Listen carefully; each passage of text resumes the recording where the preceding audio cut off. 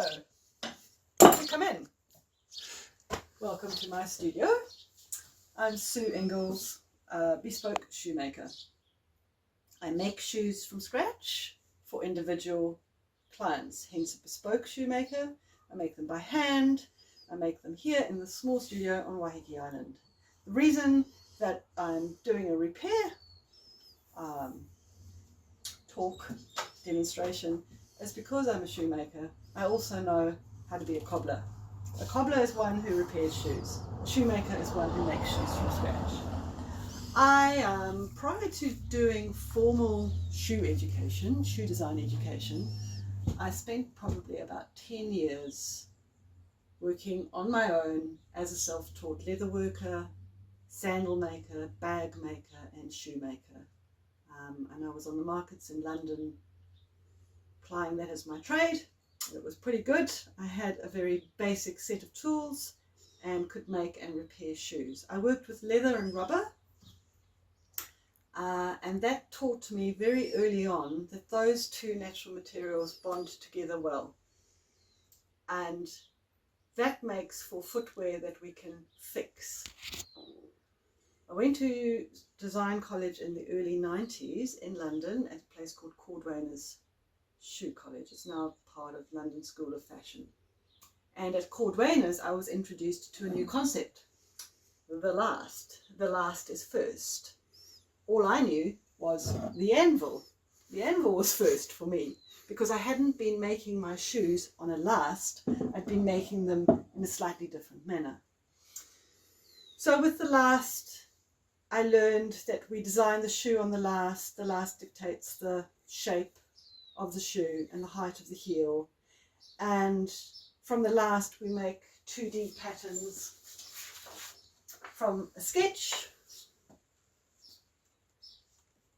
We then make our individual 2D patterns, which are cut into working pieces, cut into bits of leather that are sewn together, and slowly we put those leather bits together until we've formed the beginnings of a shoe.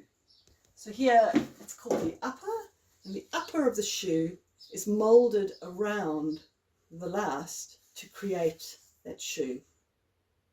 And once that has been done in the process of the shoemaking, we will have from that sketch to that last put together all the bits of leather until we have an upper that is molded around that last. The next point of the shoemaking is what happens under here, the bottoming. What do we use for the sole and the heel? And that to me is the crucial part of shoes today in 2024 and where we're stuck. We're sending so much stuff to landfill. Why are we sending it to landfill? Because what we put on the bottom of the shoe is more often than not made of petroleum. And petroleum does not allow for us to repair things. So we go back to my 1980s roots where we use leather and rubber. And my brain at design college in the 1990s went, I'm not so sure about designing collections for fashion, for shoes that we're going to throw into the landfill. I'd rather go down the path of using natural materials that are sustainable. Why are they sustainable? Well, leather can be sustainable because it can last a really long time if it's looked after properly. And the bottom, well, once again, leather, rubber, combination of various products can be made with a much higher concentration of rubber than the petroleum angle and then can be fixed. So fast forward, we've added our leather and rubber, and voila, we've got a cowboy boot all ready to go. In fact, this is a well-worn cowboy boot and is back in here in the repair shop for a little bit of attention. And one of the things I'm going to look at is on the bottom, what is this made of? Well, I'm like, yay, this is a very repairable boot. It's got leather stack heel, and a rubber tip. Now that rubber tip is well worn down, and if that was on a flat surface, you see how, and if I do it that way, you see how worn that is? It's actually quite bad for your back to walk on something that's quite so worn away. So I'm going to take that heel top off and replace it with a new one to get it nice and flat again. And that's what we're going to look at. So in order to do that, we need some basic tools. I have another boot here that also requires quite a bit of attention. I'm going to do some stuff on the front a bit later on, but today we're going to look at that heel. So in order to get the heel off, I'm using, my anvil is attached to my bench because I'm like that. Sometimes I will use one like this. These you can get in op shops quite often. And now and again you will find boot stand anvils. Either way, you need a piece of metal, hard, solid cast metal, in order to work on your shoe or boot, to have a nice solid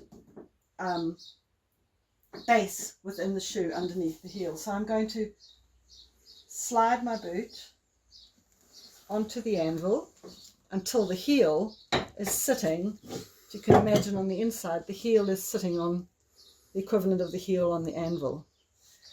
The next thing I'm going to do is take a bit of hot air. They get really, really hot, and you never ever want to point your hot air directly at a boot sole or upper or any part of it without constantly moving. If you keep it stationary, you'll burn the boot in an instant.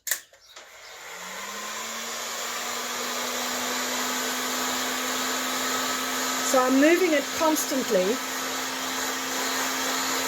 until I'm going to get a very, very slight smell of rubber. And I can feel that coming through now. So we're at what, about 10 to 15 seconds? And you notice that I keep moving and moving, never stationary like that.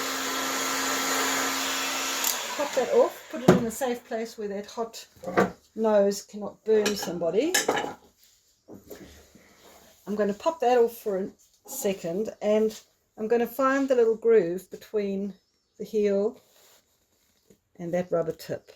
Sometimes I need to put a little knife in there and score it until I'm like, okay, I can get that good. When you're doing anything like this, you need to keep your hands right out of the way so that if you slip, you don't poke yourself with a screwdriver. I'm going to put it back on the anvil. I'm going to work into this corner now, give it a bit of welly. So I'm levering it with the old screwdriver, getting more and more into the heel until I've got, there we go, I've got that corner out. I'm then going to take a nail puller. I'm going to slip that under there. I left one little bit out. I've got this handy, it's just an old belt. And I've got my foot into the belt, onto a stand like that. Now my shoe can't go anywhere. It's pretty handy. So otherwise it tends to slip off the anvil. And then here she comes. So it's sort of a levering process.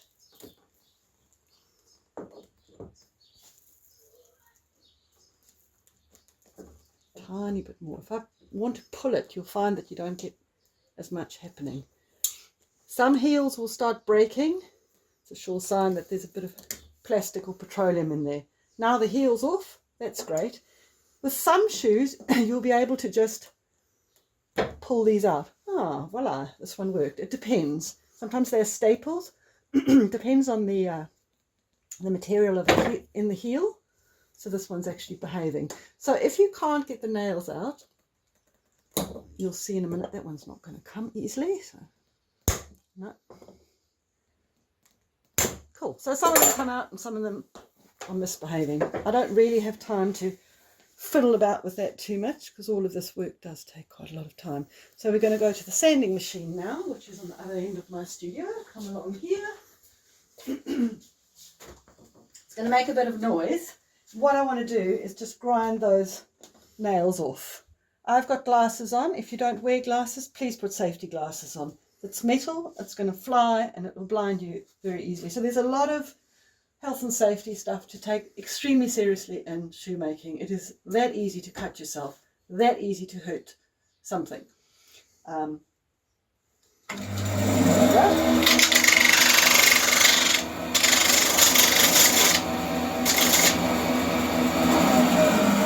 So I've taken the nails off, and the other thing I've done is I've keyed up the surface, but I can still see a little bit of glue.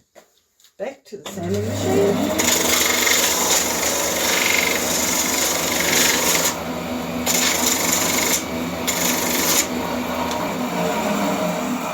That's ready for gluing. Fantastic. Now what are we going to glue it to? We're going to glue it to a new heel top. So here's the one that we've taken off. You can see how worn that is.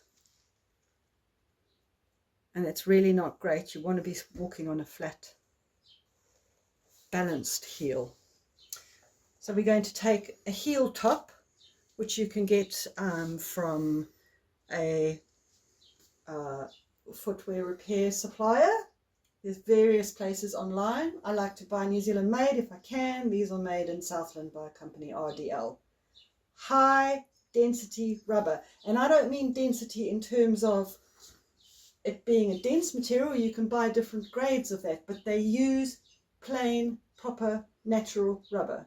Hooray, I go, because I don't like plastic tops. So here's a piece that I've cut earlier, and what I've done is taken my old heel as a template.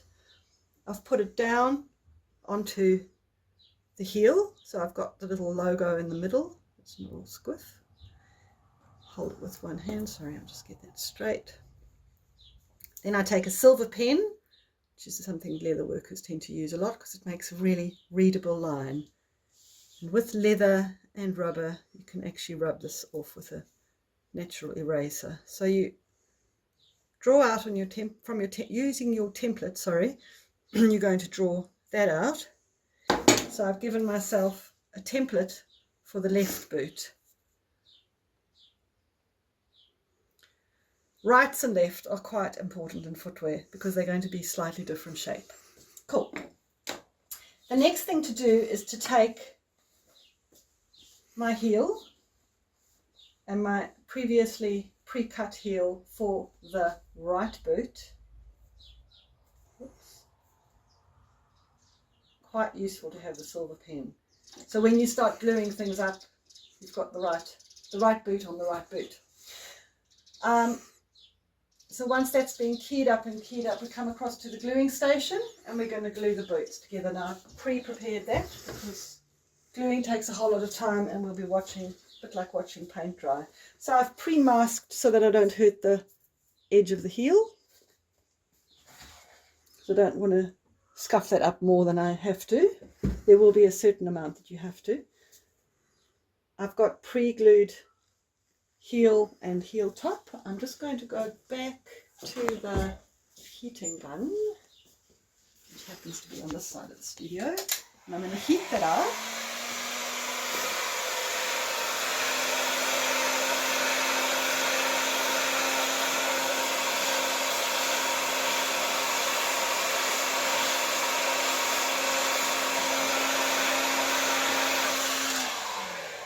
So I've used a contact adhesive here, which is applied to both sides. It's left to dry. Why I've heated it is I'm reactivating it. You've got about an hour's window. So the glue must be dry and then you heat activate it, with the hot gun. And I'm marrying up those two corners. So it doesn't matter if it's sticking out a little bit here. I can come back later and sand that a bit flat. So I've stuck that there. I've made my template big enough that it hangs out the edge of the heel all the way around. That's quite important. Pressure from the center first so that there are no air bubbles. You don't want an air pocket or air bubble in the middle of your gluing. Holding it firmly against the anvil with my left hand. I'm going to make a bit of noise.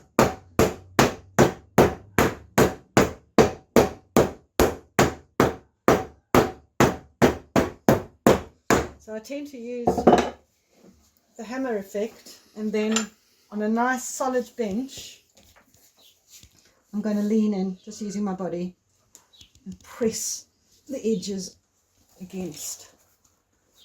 Can you see that there, camera? Is that okay? So that your bond here is, there's no sort of air gap, air space in there. Okay. Now I'm ready to go to my sander. I can absolutely trim this back with a knife, which I tend to do. If you're not confident with a knife, please don't do that. Rather use the sander. You're more likely not to cut yourself. Reason being, you have to work towards yourself. And the other thing is it's very easy to cut the shoe. So 30 odd years of cutting is useful. If you don't have that yet, take it carefully. But if I'm doing it, I generally, so you'll notice if you are experienced with a knife, I'm holding that knife in such a way that if it slips, I actually can't cut myself. My hand is on the back of the blade, and I've got the sharp of the blade level with the shape of the heel. The other little trick is I'm actually pulling the rubber as I'm going. It makes it cut like butter.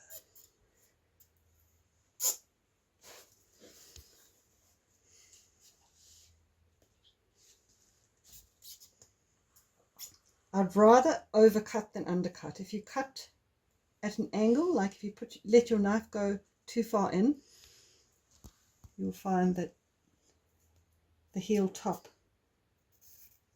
doesn't lie nicely anymore because it's not cut in line with the shape of the heel. So I'd rather cut it oversized than undersized. So that's kind of how I tend to trim that off.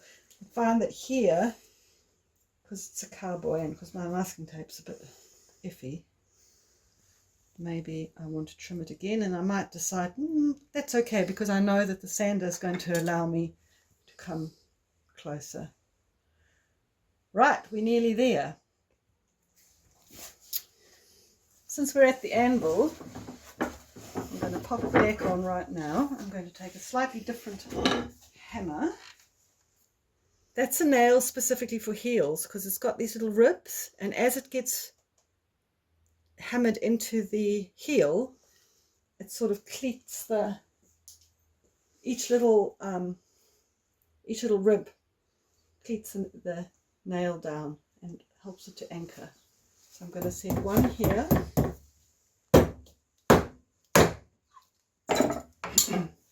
Don't do it like that. So sometimes you'll find you're trying to get a nail into your heel and the nail just keeps bending over and over. And that means that the density of that petroleum-based whatever heel, in fact, this is probably a heel made from recycled polystyrene. Believe it or not, that's how they're made. I'm going to go to my drill and pre-drill.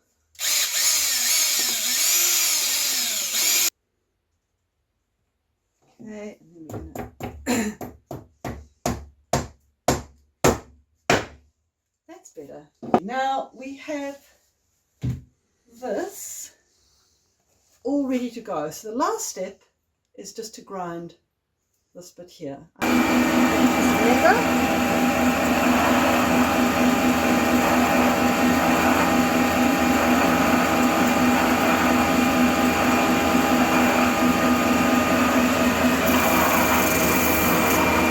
as I sand it, it doesn't matter, it doesn't hurt the shoe.